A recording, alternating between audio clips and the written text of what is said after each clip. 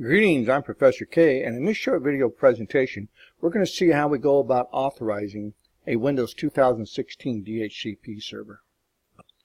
I'm currently logged on to my DC1. I have Server Manager up and running, so let's go on up to Tools, and we're going to proceed on over to the DHCP Management Console. Go ahead and make this full screen.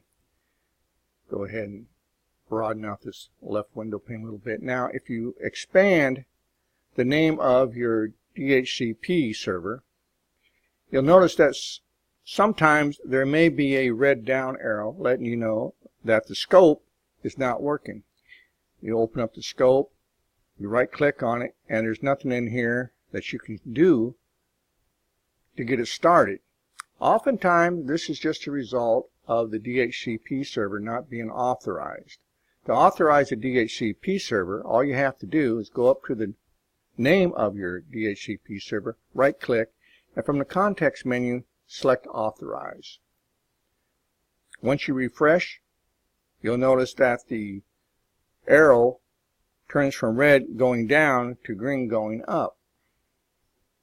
Once you do complete the refresh or you restart the DHCP Management Console, when you come back into it, if you've authorized the DHCP server correctly, you'll notice that there will be a green check mark letting you know that everything is now working. So in this short video presentation, we got to see how we go about authorizing the DHCP server on a Server 2016 machine.